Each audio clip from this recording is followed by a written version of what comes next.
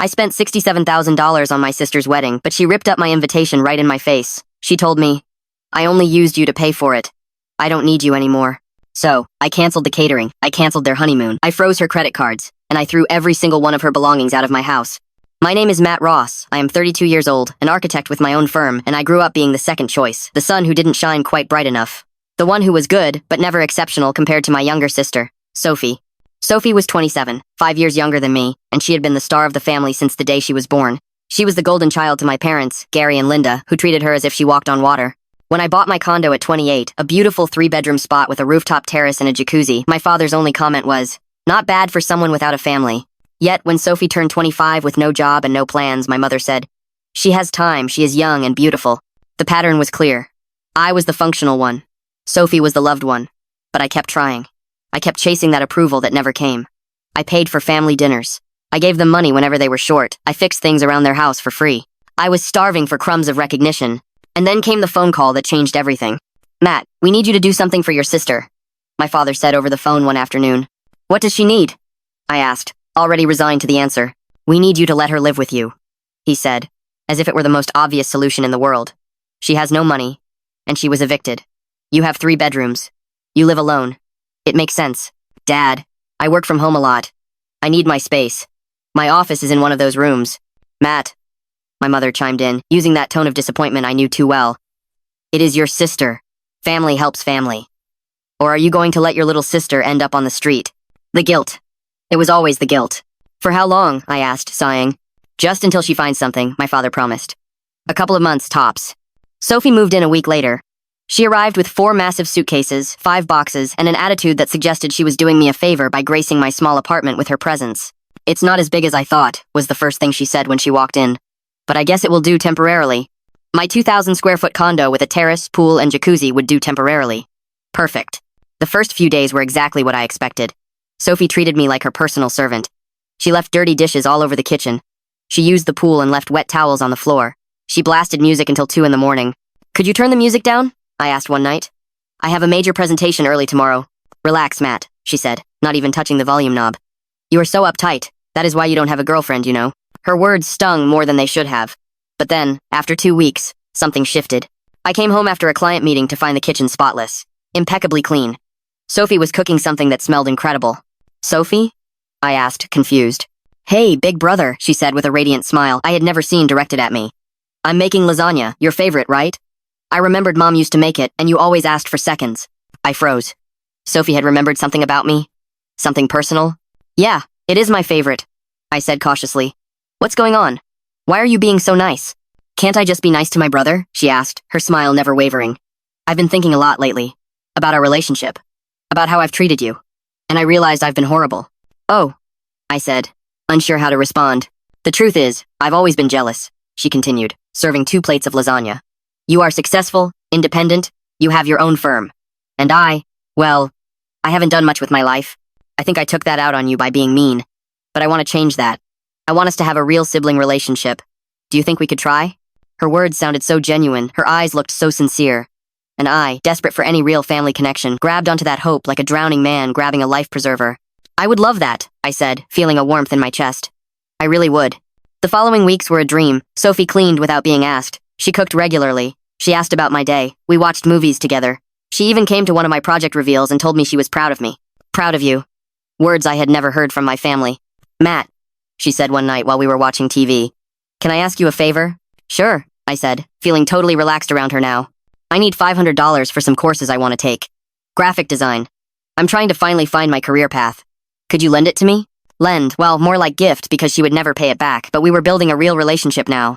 No problem, I said, transferring the money that same night. Thanks, brother, she said, hugging me. You're the best. That was the first of many loans. 500 here, 800 there, 1,200 for emergencies. In 2 months, I had given her nearly $5,000. But I didn't care. I finally had a sister who appreciated me. Or so I thought. 3 months after moving in, Sophie came home practically floating on air. Matt! I have amazing news! She screamed, dropping her purse on the sofa. What happened? I asked, smiling at her enthusiasm. I'm getting married. I froze. What? To whom? Since when do you have a boyfriend? His name is Damien, she said excitedly. We met 4 months ago on an app. He is incredible, Matt. So handsome, so successful. He works in finance, and he proposed last night. Look at the ring! She showed me a ring that looked suspiciously cheap, but I didn't say anything. Wow, I said, processing the news. That is fast. 4 months? When you know, she said with that sparkle in her eyes that only crazy in love people have. And Matt, I want you to be a part of this. I know we had a rocky past, but these last few months, you have been amazing. You are the best brother I could ask for. I felt that warmth in my chest again. Finally, I was valued. Of course I want to be a part of it, I said, hugging her. I am happy for you. There is something else, she said, her expression turning serious. The wedding. We want to get married in 3 months. But Matt, we don't have much money. Damien is still paying off his MBA loans. And well, you know my situation. Mom and Dad said they can help with $5,000, but we need at least $70,000 for the wedding we want. I saw the question coming before she asked it. Are you asking me to pay for your wedding? I asked directly. Not all of it, she said quickly. Just most of it. I know it is a lot to ask. But Matt, you are successful. You have a thriving business. And more importantly, you are my brother. My big brother who is finally there for me. Could you do this for me? For us? $65,000. Plus the $5,000 from Mom and Dad. It was an absurd amount of money. But I thought about the last 3 months. About how our relationship had changed. About how I finally had the family I always wanted. Okay, I said. I'll do it. Sophie screamed with joy, jumping up and down and hugging me. Thank you, thank you, thank you! You are the best brother in the world! I am going to make you a huge part of the wedding, I promise! In the end, I spent $67,000. Because there is always just a little extra that is needed. Sophie introduced me to Damien 2 weeks after the engagement. Matt, this is Damien, my fiancé, she said proudly. Damien was exactly the type of guy I expected Sophie to pick. Generically handsome, with that arrogant confidence that comes from never facing real consequences. Matt, he said, giving me a weak handshake. The big brother. I've heard a lot about you. I hope good things, I said, trying to be polite. Sure, he said with a smile that didn't reach his eyes. Sophie tells me you're an architect, right? You design little houses and stuff? Little houses and stuff, I repeated, feeling his condescension. Yeah, something like that. Interesting, he said, clearly bored. I'm in finance, investment analyst. I work with millions daily. It's a completely different world. I wanted to point out that if he worked with millions, maybe he could pay for his own wedding. But I bit my tongue. The dinner I organized to get to know him better was awkward. Damien spent most of the time talking about himself, his achievements, and his plans. When I asked about the wedding, he looked at Sophie. Your brother is being very generous, paying for everything, he said. Although honestly, for someone in my position, I would have preferred something more sophisticated. But it's fine for a limited budget. A limited budget of $67,000. Perfect. But Sophie seemed so happy, and that was what mattered, right? With 2 weeks left until the wedding, something changed in Sophie, again. She stopped cooking. She stopped cleaning. She stopped asking about my day. She went back to leaving messes everywhere. Sophie, is everything okay? I asked after finding the kitchen destroyed for the 3rd time that week. I'm stressed, Matt, she snapped. The wedding is in 2 weeks. Can't you give me a break? Sure, I was just asking. Well, stop asking. God, you are so annoying sometimes. I stayed quiet, thinking it was just pre-wedding jitters. Every bride gets stressed, right? But it got worse every day. She spoke to me with disdain, just like she used to. When I tried to talk about my day, she interrupted me. I don't care about your boring work, Matt. The day of the wedding arrived. I got to the venue an hour before the ceremony, dressed in my best suit, holding the gold-embossed invitation with silver edges that Sophie had personally handed to me 3 weeks ago. At the entrance, 2 people with tablets were checking the guest list. Invitation, please, a woman said with a professional smile. I handed her my card. She scanned it, waited, and then frowned. Your name? She asked. Matt Ross, I said. Brother of the bride. She checked her tablet, swiping up and down. I don't see your name on the list, sir. It has to be there, I said, confused. I am Sophie's brother. The bride's brother. I'm sorry, sir, but you are not on the list. And this invitation... She looked closer. It appears to be...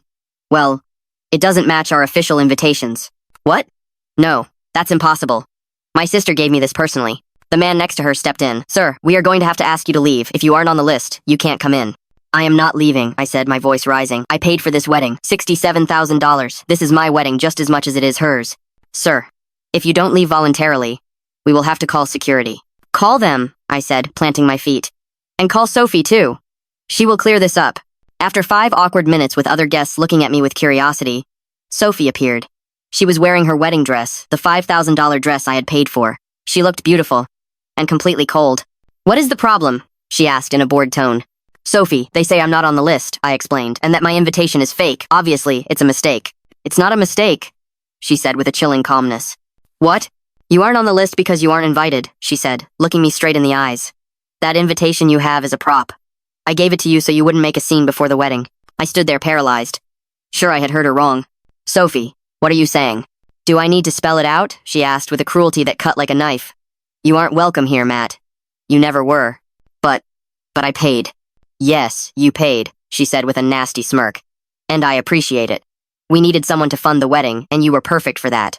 Too desperate for approval, too pathetic to say no. The words hit me physically. I felt nauseous. It was all a lie? I managed to ask. The last few months? The kindness? The cooking?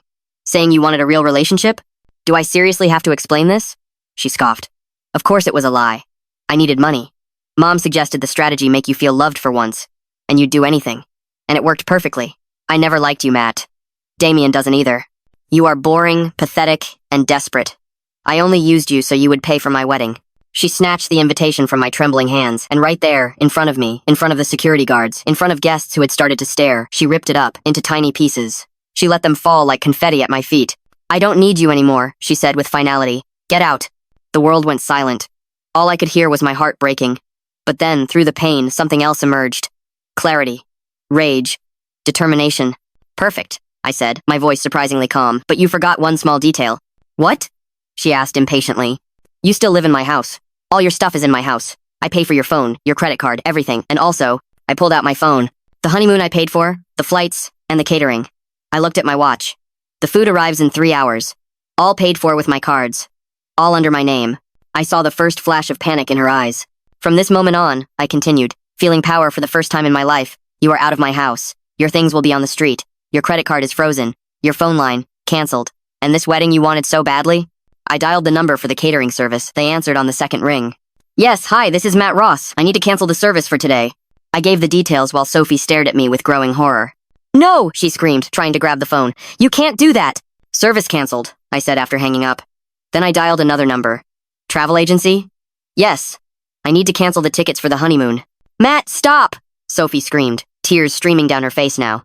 You're my brother. Family doesn't do this. Family, I repeated with a bitter laugh. You just told me you never liked me. That you only used me. That I am pathetic and desperate. And now I am family? Now that I am not useful? Please, she begged. The wedding is in an hour. You can't ruin it, please. I am done, I said, pocketing my phone after canceling everything. Enjoy your wedding without food. Enjoy your marriage without a honeymoon. And enjoy looking for a new place to live. Because my home is not your home anymore. I turned to leave. Sophie grabbed my arm. You can't leave. We need that catering. We need that honeymoon. You should have thought of that before you humiliated me, I said, shaking her off. Goodbye, Sophie. I hope it was worth it. I walked to my car while she screamed behind me. I didn't look back. I got back to my apartment and worked fast. I called an emergency locksmith. It cost triple, but I didn't care. I needed the locks changed now. While he worked, I started packing Sophie's life. All her clothes went into trash bags. Her beauty products into boxes. Her books, her shoes, her accessories, everything. I froze the additional credit card I had given her. I canceled her cell phone plan. I blocked her access to my Netflix, my Spotify, everything. 2 hours later, all her belongings were in boxes in the hallway of the building. The locksmith had finished changing every lock. My apartment was mine again. I poured myself a whiskey and sat on my terrace, looking at the pool. My pool. In my apartment. Which was mine alone. My phone started ringing. Sophie. I declined the call. She called again and again. I blocked her number. Then my parents called. I blocked them too. Around 11 at night, I heard pounding on my door. It was Sophie's voice, now hoarse from screaming.